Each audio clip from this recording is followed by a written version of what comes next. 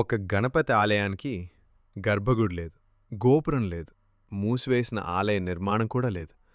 అయినా ప్రతిరోజు భక్తులు ఇక్కడికి ఎందుకొస్తారు? ఇదే కర్ణాటకలోని దక్షిణ కన్నడ జిల్లాలో ఉన్న సౌతడ్క శ్రీ మహాగణపి క్షేత్రం. ఇక్కడ మహాగణపతి స్వామివారు ఒక సంప్రదాయ గర్భగుడిలో కాకుండా ప్రకృతి మధ్యలో బహిరంగ ప్రదేశంలో దర్శనమిస్తారు. అయితే అసలు ఇక్కడ ఆలయ నిర్మాణం ఎందుకు లేదు? స్థల పురాణం ప్రకారం ఒకప్పుడు రాజకుటుంబం ఆరాధించిన గణపతి ఆలయం శత్రువుల దాడిలో ధ్వంసమైందట. అప్పుడు అక్కడి గోపాలకులు గణపతి విగ్రహాన్ని తీసుకెళ్లి దోసకాయలు పండించే పొలంలో ప్రతిష్ఠించి పూజించడం ప్రారంభించారని చెప్తారు. అక్కడ్నుంచి ఈ క్షేత్రానికి సౌతడ్క అనే పేరు వచ్చిందని స్థానిక స్థల పురాణం చెప్తుంది. తర్వాత భక్తులు ఇక్కడ ఒక ఆలయం నిర్మించాలని అనుకున్నారట.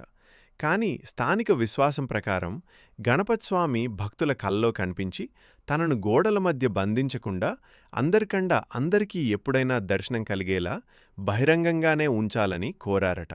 అందుకే నేటికి చెట్ల నీడలో ప్రకృతి మధ్యలో మహాగణపతి స్వామివారి దర్శనం. ఇక్కడ మరో ప్రత్యేకత చూడండి. భక్తులు తమ మొక్కులు నెరవేరాలని కోరుకుంటూ సమర్పించే గంటలతో ఈ క్షేత్రం ప్రత్యేకంగా కనిపిస్తుంది.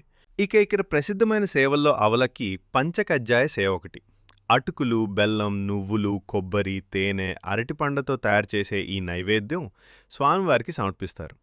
అంటే సాధారణంగా మనం ఆలయం అంటే గోడలు, గర్భగుడి, గోపురం ఊహిస్తాం. కానీ సౌతడ్కలో ప్రకృతే స్వామివారికి ఆలయంలా మారిపోయింది. అందుకే ఇది కేవలం మరో గణపతి ఆలయం కాదు, ఆలయం లేకుండానే ప్రసిద్ధి చెందిన మహాగణపతి క్షేత్రం.